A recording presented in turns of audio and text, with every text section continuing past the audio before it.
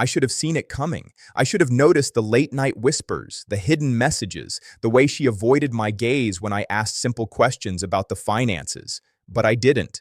I trusted her. I believed in her. I believed in us. Her name is Clara. We've been married for 12 years. Together 15. We have a son, Luke, who's about to start college this fall. Luke's tuition, savings, and scholarships were all lined up after years of careful planning. I thought we were secure. I thought we were a team. Then one Friday morning, the world cracked. I woke up to an empty house. Not unusual. Clara often left early for work, but something felt off. Her car was gone. Her phone was left behind. Luke was still asleep in his room. I went into the kitchen and froze. The checkbook was missing. The money we had set aside for Luke's college, gone. I called her. No answer. Texts ignored. Emails bouncing back. A sinking feeling took over my chest. I went to her office. It was empty. Her coworkers looked at me like I had lost my mind. "She's not here today," they said, clueless. I left there and drove home. That's when my neighbor stopped me. "Did you hear?" she asked quietly. "Hear what?" I said, my stomach tightening. "Clara, she left. They say she's with him, someone from work."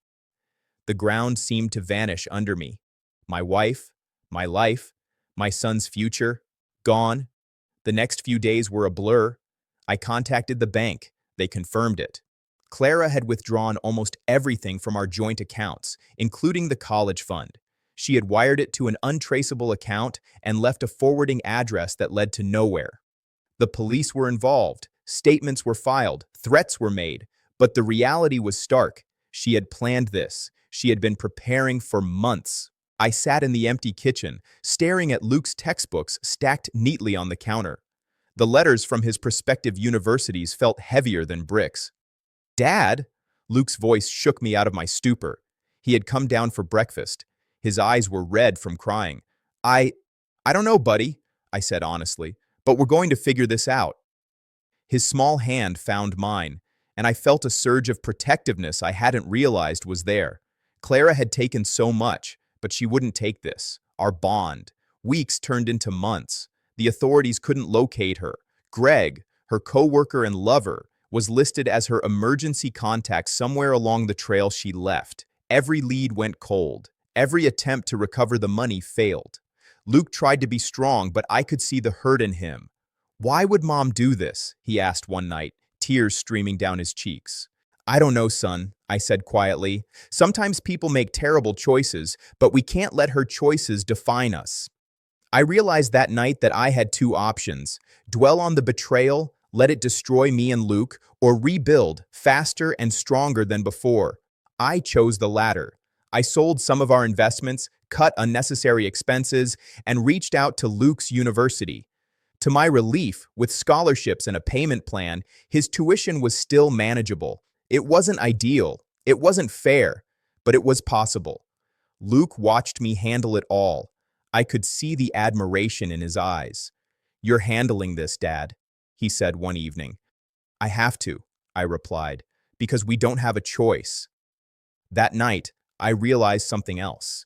Clara had tried to strip me of everything: money, trust, peace of mind.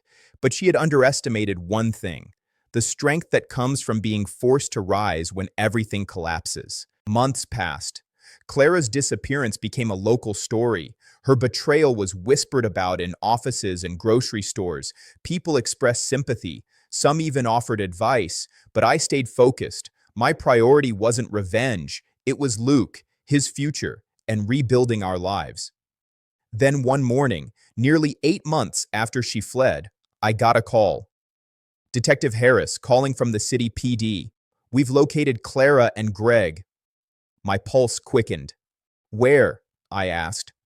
"Out of state. They're living under new names. We've recovered some assets, not all, but enough to start restoring what was lost." The sense of relief was immediate. Not joy, not vengeance, relief. When they finally came back into our lives briefly, it was surreal. The courtroom was packed for the civil proceedings. Clara's eyes met mine for a fraction of a second, full of shame, fear, maybe even regret. I said nothing. I didn't glare. I didn't lecture. I simply focused on Luke. He was standing beside me, taller than I remembered, brave despite everything. Clara tried to speak. I, I'm sorry, she whispered. I nodded politely. We'll handle it, I said. And with that, we moved forward. I left the courthouse later that day with Luke, holding his hand tightly. I looked at him and whispered, no one can take your future from you, not even someone who was supposed to love you. Luke smiled through tears. I know, Dad. And in that moment, I knew the betrayal had strengthened us, not destroyed us. Clara never returned to our lives beyond legal proceedings. Greg disappeared soon after. Their choices had consequences, but the real victory wasn't punishment. It was reclaiming our lives, protecting what mattered most, and proving that even the deepest betrayal couldn't break us. Sometimes life throws the unimaginable at you, and sometimes the best response isn't rage or revenge, it's resilience. Luke graduated college a few years later.